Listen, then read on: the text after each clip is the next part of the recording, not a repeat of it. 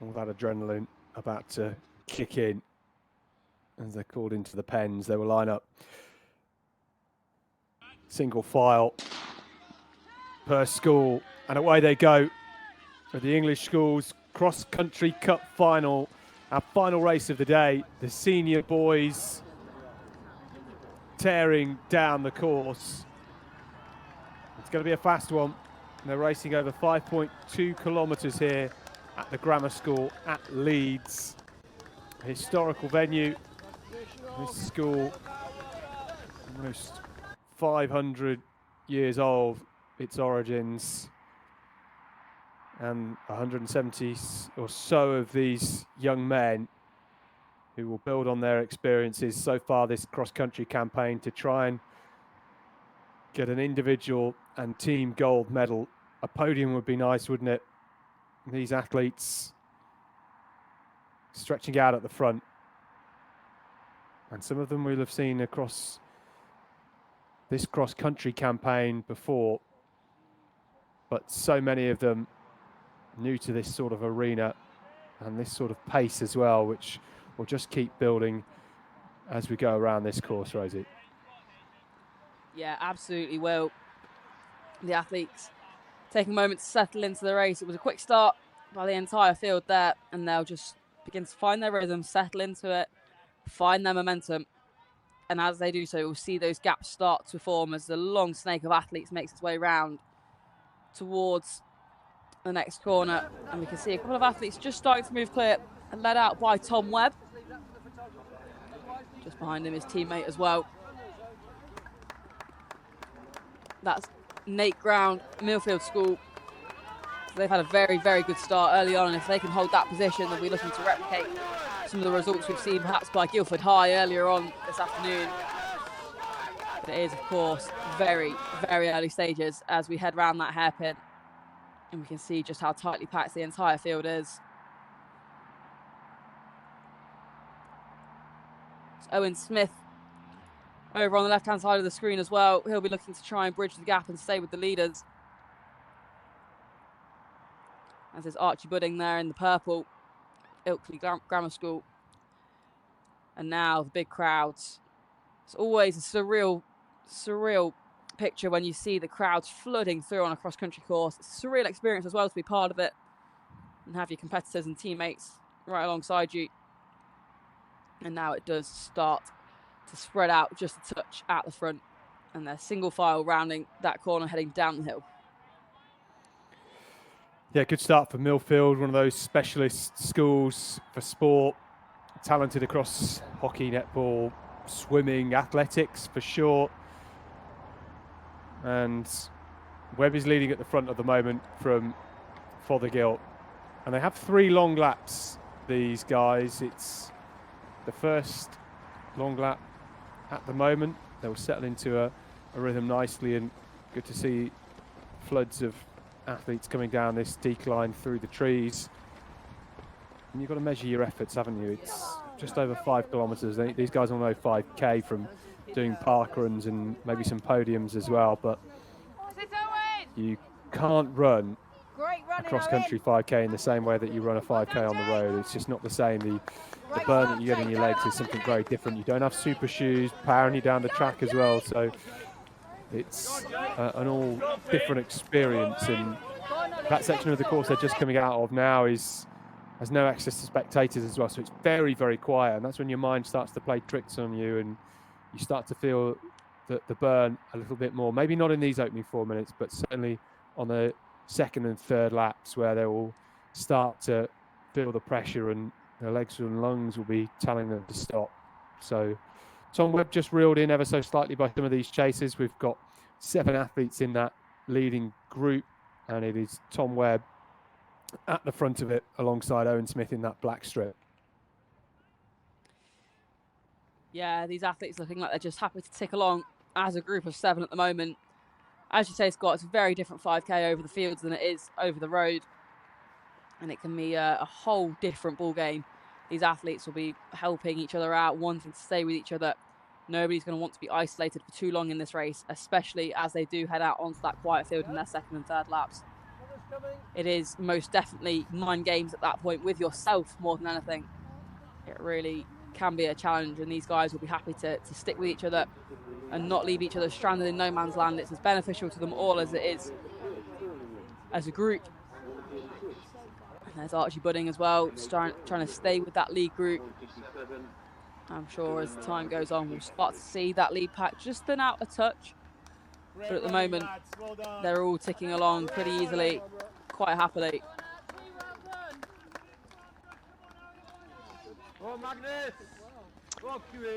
Well, it's pretty quick through the opening lap. That's just shy of 1.8 kilometres they've ran inside 5.5 minutes. So they're going at a good pace. Shows the quality of this course and how flat it is and such like. And the two guys from the sixth form college Farnborough in those black vests are Owen Smith and Jacob Pearce, and then behind them the two white vests are both from Millfield, which is Tom Webb and Ewan Fothergill. And we're seeing Owen Smith here, who is more than happy to just settle into a rhythm in that opening lap and sit behind Tom Webb, who started quickly, has now found himself at the front of this race, pushing the pace. And fortunately, from the sixth form college of Farnborough, they have two athletes inside the top two at the minute, and there is Dylan Millard from Richard Huish College as well inside that front five. Yeah, it's going to be interesting to see how that does play out. To have two schools with two athletes in those top positions is going to be really, really intriguing. But Farnborough, of course, a great history at this event. James Dargan was a sixth form college Farnborough athlete last year when he won this race, and they, of course, will be wanting to replicate some success that they had from last year. And at the moment, those two athletes are just starting to stretch clear. There's probably 15, 20 metres or so between those two. They'll be teammates, classmates, training partners. They'll know each other very, very well, and running alongside each other is probably providing a nice sense of familiarity, a bit of comfort perhaps, and allowing them to just tick by a little bit easier than they would if it was next to a stranger, where they're more aware of the moves that they might decide to play. And this lead pack just starting to splinter off a little bit. Yeah, really interesting that we've seen two athletes from two separate schools sort of running side by side here.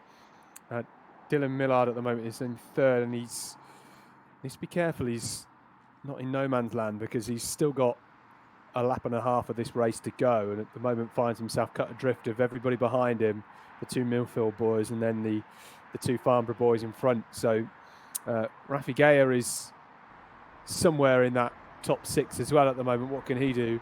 But very nice to see these two young lads from Farnborough side by side and pushing the pace. And Owen Smith's the one on the left hand side, the slightly taller athlete, has had a good 6 months. He's wintered well, won the South East Schools Inter-Counties a month ago, and that was on the 1st of February. Can he make it 2 wins in 2 months here up in Leeds? Because at the moment he's going very well. That was over the longer distance of 6 kilometres, and having ran a hard 6 kilometres, it definitely helps when you're coming down to these shorter distances. You can just use that extra strength to your advantage, and he's got his teammate Jacob Pearce in with him as well.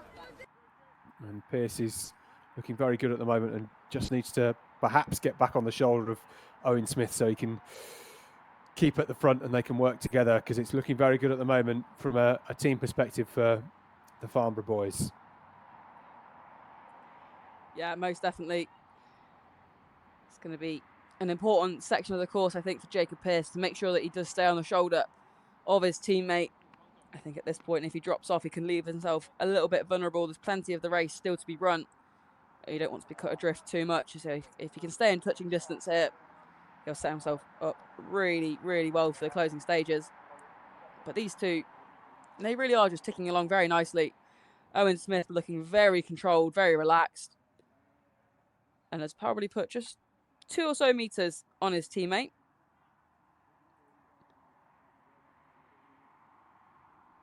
Yeah, both Aldershot Farnham district athletes, both coached by Mick Woods. They know each other incredibly well. They're at Sixth Form College together, and how often have they been in training reps just like this, leading it round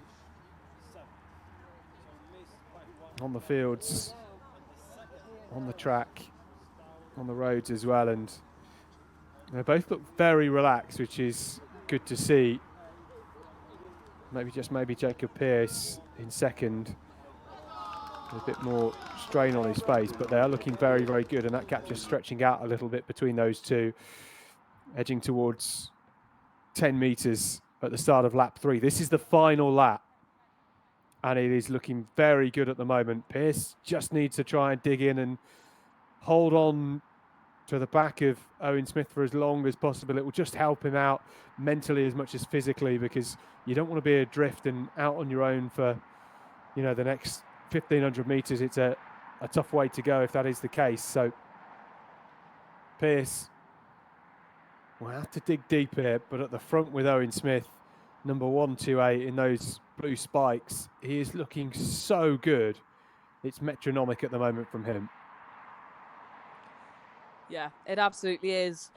Reminiscent almost of Finn McLennan's run in the Interboys, just looking so calm and composed throughout, and he is just stretching that lead now as he makes his way round. He's probably put 25, 30 metres or so, if not more, on his teammate.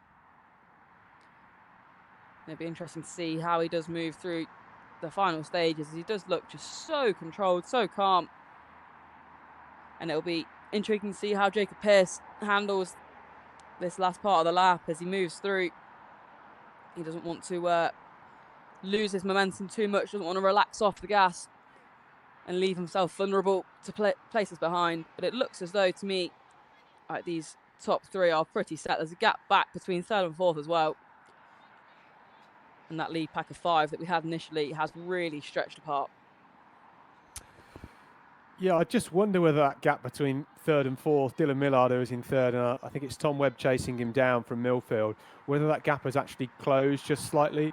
The man in the white vest from Millfield has certainly pulled away from the gap, from the chasers that he was with, and I wonder whether he thought about the fact that he's still got 1,500 metres to go, and if he doesn't make a move now, he's never going to have the time to try and claw it back. So he's going out on his own. A lot of athletes here running on their own. The gap that over the last 800 metres or so, Owen Smith has opened up on Jacob Pearce is astronomical. And this is the quiet bit of the course. We've mentioned it all afternoon that they're coming down the back of the course here. No spectators, nowhere for them to watch, so they can't access it. And it's downhill next to the road. You can hear the roar of the traffic coming past, but you have to keep the pace. You have to keep ticking over.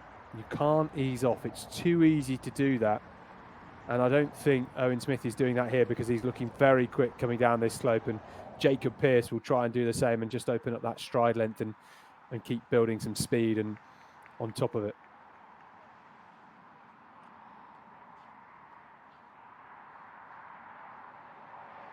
Yeah, he's just moving so well, isn't he? Owen Smith just looking so smooth as he comes around that corner. It wasn't even an interruption in his stride pattern. It's quite a tight turn, 90-degree angle. It's enough to disrupt your momentum if you're fatigued, but he just looks like that momentum just cannot be touched as he moves around now. Will go along the hedgerow the opposite direction to his closest competitor. And he'll be fueled by the thought of the finish now as he moves around that warm-up field. The ground really holding up well. We can see a slight muddy path where the competitors have taken their racing line. But aside from that, it's pretty much all that there is to show for a cross-country being held here today. The grounds of the grammar school at Leeds have held up so well.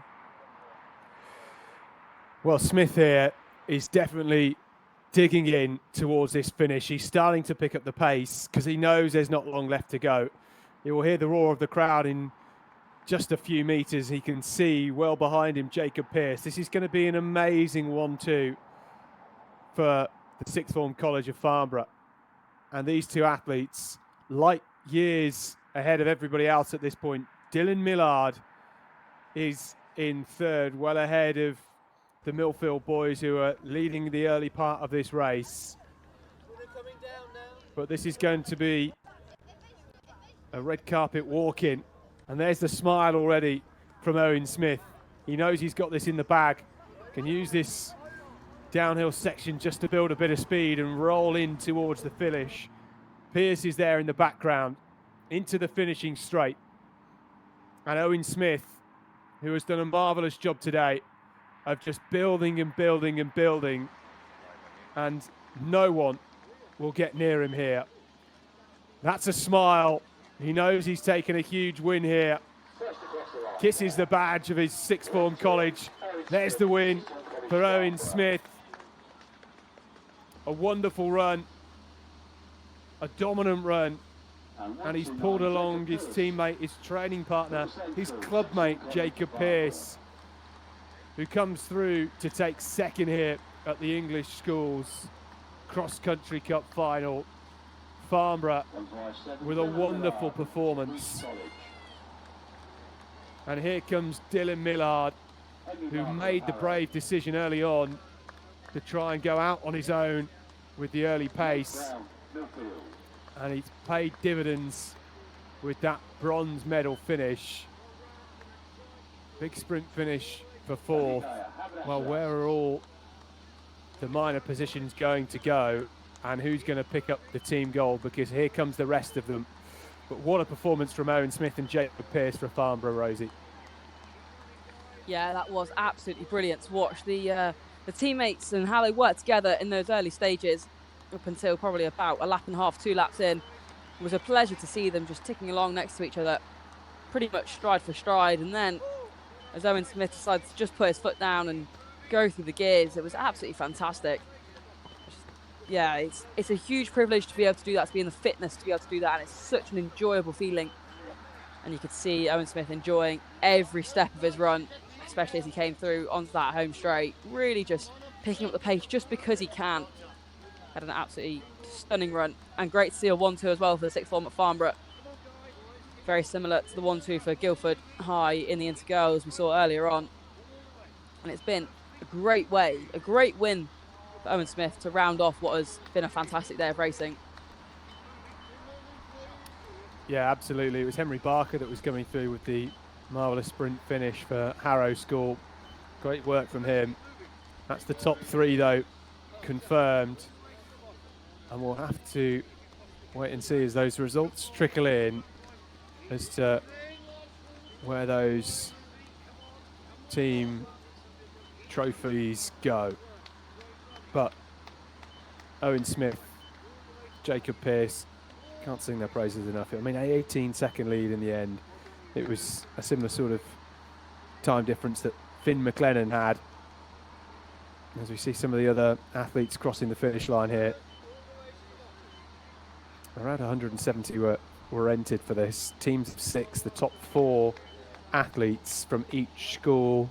Their finish positions get added together to give them their team score. The lowest team score wins.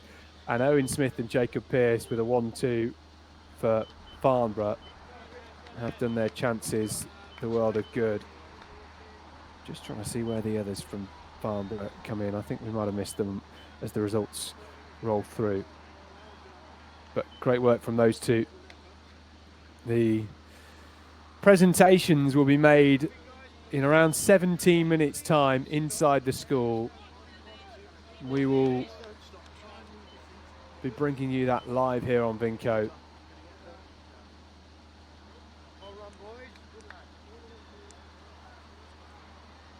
But Rosie, have you got a highlight from this afternoon's action? Because we've seen some cracking races, a few bits of individual brilliance, but there must be something that caught your attention the best. Yeah, it has been an absolutely phenomenal afternoon. There's been some great performances, like you say, Scott. I mean, if we turn the clock back all the way to this morning, not even this morning, sorry, to the start of our timetable early this afternoon, Dexter Marshall I thought was brilliant. He showed such composure for an athlete in the junior category to be able to not panic when there's an early leader, to go out as fast as he did, and for Dexter Marshall to keep his cool and then gradually stretch his leader out to a 9-second gap over 2.5 kilometres, I thought was absolutely brilliant. But we can't take away from Finn McLennan, who just had an absolutely fantastic margin. The group almost let him go, thinking that they could pull him back as the race continued, but McLennan just picked it up and picked it up, stretched that lead. 18 seconds it was by the end. And I thought that was absolutely superb to watch. It was truly great cross-country running.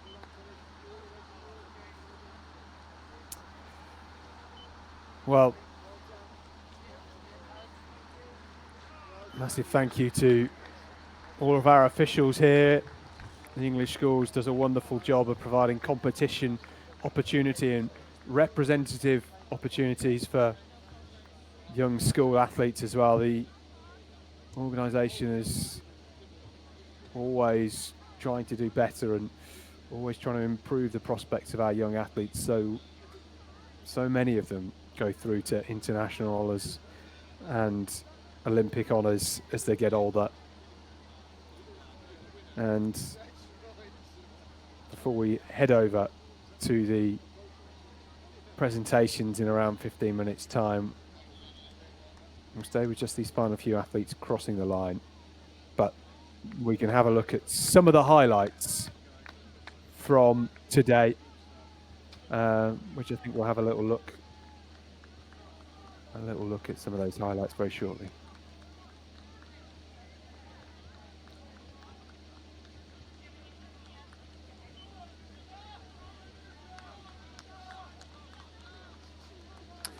Well, we'll stay with these pictures before we move on so we can capture all the athletes crossing the line in this senior boys race, our final race of the day, and then we'll bring you some of the highlights of the action we've seen this afternoon.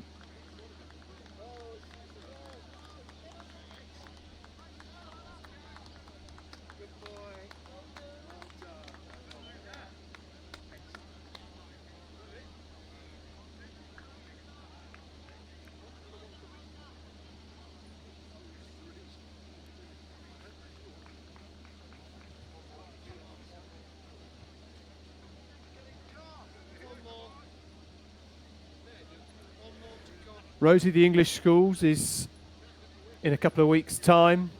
Can be watched live here on Vinco.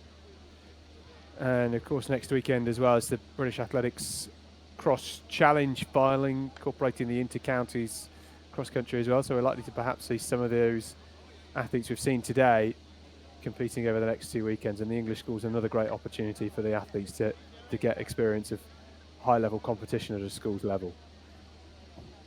Yeah, absolutely. The English Schools Championships is a pinnacle, I think, for any school athlete, both on the track and in cross-country. It is such a fantastic experience.